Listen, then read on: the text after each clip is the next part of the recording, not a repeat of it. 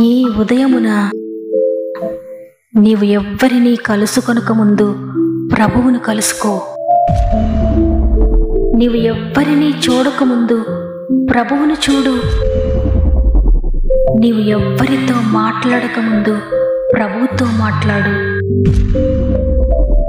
నీవు దేనిని వెదకకముందు ఆయన రాజ్యమును నీతిని వెదకు.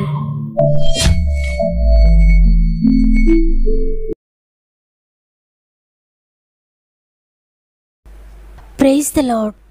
ప్రభువును రక్షకుడైన యేసుక్రీస్తు వారి అతి శ్రేష్టమైన నామంలో మీ అందరికీ నా యొక్క ప్రత్యేకమైన శుభములు తెలియజేస్తూ మరొకసారి వాగ్దాన కార్యక్రమానికి మిమ్మల్ని అందరినీ హృదయపూర్వకంగా ఆహ్వానిస్తూ ఉన్నాను. ప్రియదేవుని బిడ్డలారా, ఈ ఉదయాన్ని మీరు మీ కుటుంబాలు అందరూ ఎలా ఉన్నారు? దేనిని గురించి ఉదయాన్న దిగులు పడుతూ ఉన్నారు? ఏ పరిస్థితి నిన్ను కృంగదీస్తూ ఉంది? ఎవరికి చెప్పుకోలేని సమస్యలతో నీవు ఒకవేళ బాధపడుతున్నావా? నా బాధని ఎవరు పంచుకుంటారు? ఎంతకాలం ఈ సమస్యలు, ఈ బాధలని మానసికంగా నీవు కృంగిపోతూ ఉన్నావా? అయితే నిన్ను గూర్చి ప్రభువు ఆలోచిస్తున్నాడు. ఆయన నిన్ను ఎంతగానో ప్రేమిస్తూ ఉన్నాడు. ఈ ఉదయాన నీవు ఏ పరిస్థితిలో ఉన్నా, ఏ కండిషన్లో ఉన్నా దేవుడు తప్పక నీ ప్రతి పరిస్థితిని చక్కబెట్టబోతున్నాడు. ధైర్యం తెచ్చుకోండి. మీలో ఇంకెవరికైనా ప్రేయర్ రిక్వెస్ట్ ఉంటే కామెంట్స్ ద్వారా నాకు తెలియచేయండి. మీ అందరి కొరకు మానక ప్రార్థిస్తున్నాం.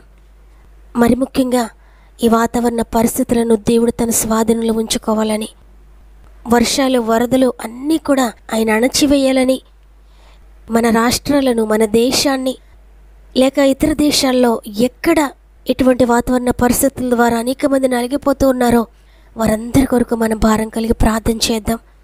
ఎంతోమంది నిస్సహాయ స్థితిలో ఉన్నారు. ఎంతోమంది ఆహారం లేకుండా ఉన్నారు. ఎంతోమంది వస్త్రాలు లేకుండా ఉన్నారు. ఎంతోమంది కుటుంబాలను కోల్పోయిన వారు ఉన్నారు. వారందరికీ మనం ఏ సహాయం చేయలేకపోయినా ప్రార్థన సహాయం చేద్దాం. ప్రియదేవుని బిడ్డలారా, మానక మీ అనుదిన ప్రార్థనలో ప్రార్థించండి. అద్భుతకరంగా దేవుడే వారికి సహాయకుడిగా ఉండి విడిపించాలని, నెమ్మదినివ్వాలని వాక్యం చివరిలో అందరం కలిసి ప్రార్థన చేద్దాం. సమస్త మహిమ, ఘనత, ప్రభావములు దేవునికి చెల్లునుగాక. ఈరోజు ప్రభు మనతో మాట్లాడుతున్న అద్భుతకరమైన మాట కీర్తనలు 107వ అధ్యాయము 20వ వచనము. ఆయన తన వాక్కును పంపి వారిని బాగు చేసెను. ఆమేన్. ఈరోజు ఈ మాటలు వింటున్న ప్రియ సహోదరి, ప్రియ సహోదరుడా, ఈ ఉదయాన్ని మీరు ఏ పరిస్థితుల గుండా వెళ్తూ ఉన్నా, ఏ సమస్యలో చిక్కుకొని ఉన్నా, మా ప్రాంతం ఏమవుతుందో, మా పరిస్థితులు ఏమవుతాయో, ఈ వాతావరణాన్ని బట్టి మేము ఎంతగానో నష్టపోయి ఉన్నామో, మా పరిస్థితులు ఎలా ఉంటాయో అని దేనిని గూర్చి మీరు దిగులు పడుతున్నా, ఈరోజు దేవుడు తన వాక్కును పంపి నిన్ను బాగు చేయబోతున్నాడు. నీ కుటుంబాన్ని బాగు చేయబోతున్నాడు. నీ పరిస్థితులన్నిటిని బాగు చేయబోతున్నాడు. నీవేవైతే కోల్పోయావో వాటన్నిటిని తిరిగి ఆయన రెస్టోర్ చేయబోతున్నాడు. ఎందుకంటే ఆ మాట మనలాంటి మనుషుల మాట కాదు. అబద్ధమాడుటకు నరమాత్రుని మాట కాదు. ఆడి తప్పని మాటలు, పలికి బొంకని మాటలు, సృష్టికర్త మాటలు. ఆ మాటలో శక్తి ఉంది. ఆ మాటే ఈ సృష్టి అంతటినీ చేసింది. ఆ మాటే లేని వాటిని ఉన్నవాటిగా పిలుస్తుంది. ఆ మాటే శూన్యంగా ఉన్న దానిలో అందమైన సృష్టిని చేసింది. ఆ మాటే ఈరోజు నిన్ను కూడా లేవనెత్తబోతుంది.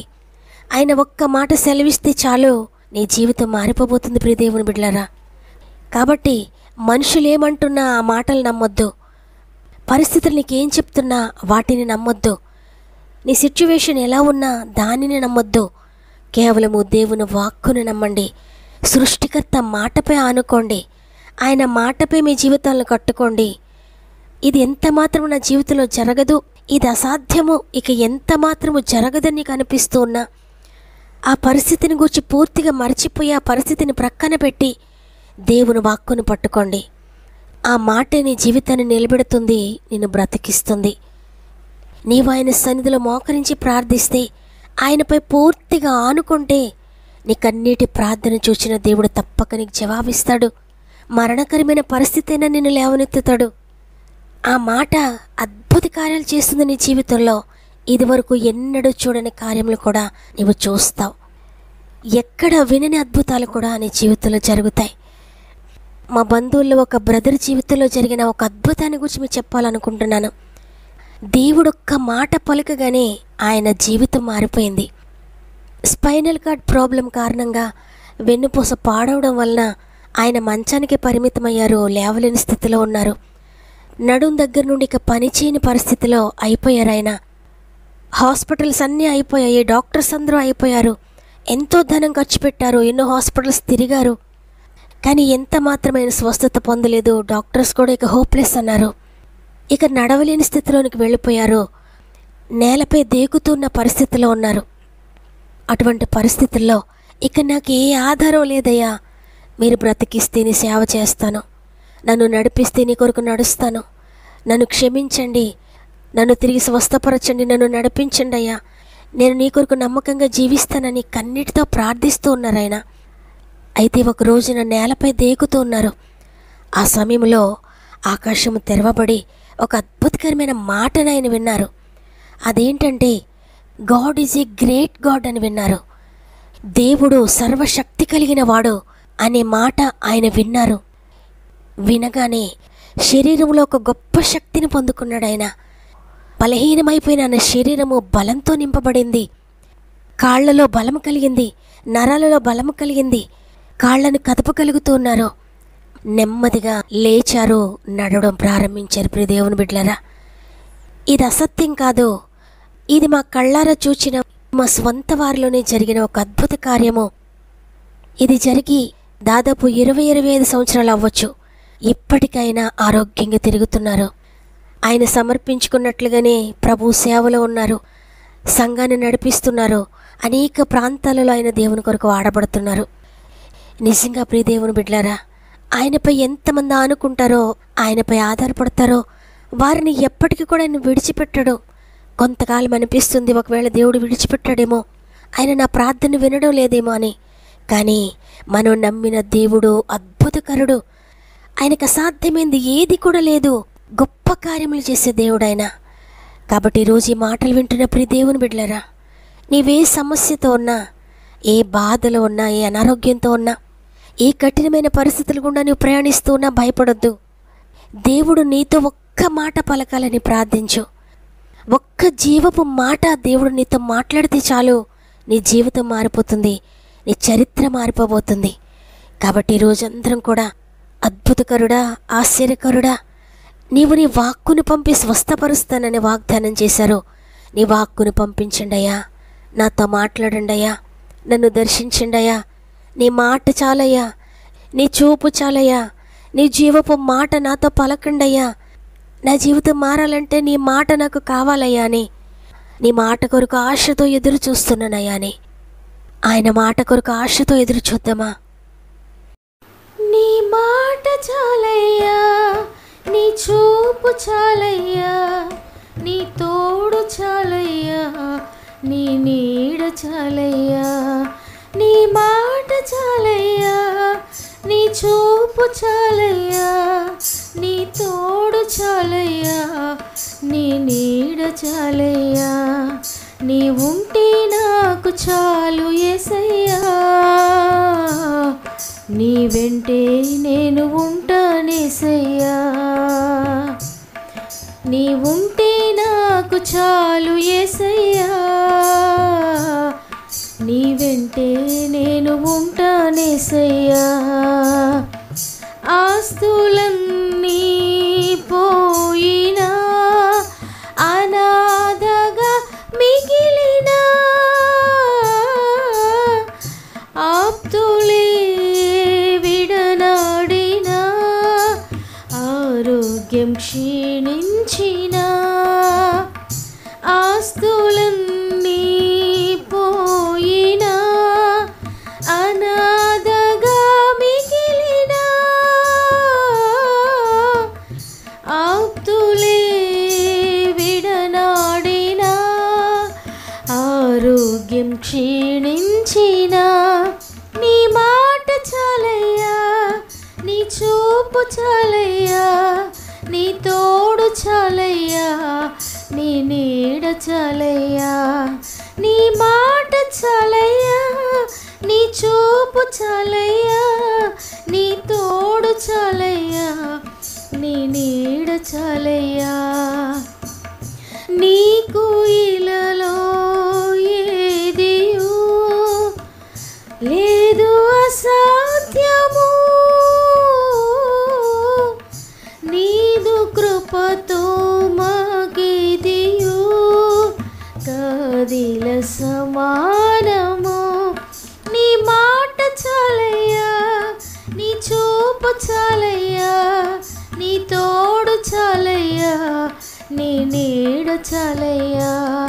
నీ మాట చాలయ్యా, నీ చూపు చాలయ్యా, నీ తోడు చాలయ్యా, నీ నీడ చాలయ్యా. నీ ఉంటే నాకు చాలు యేసయ్యా, నీ వెంటే నేను ఉంటానేసయ్యా. నీ ఉంటే నాకు చాలు యేసయ్యా,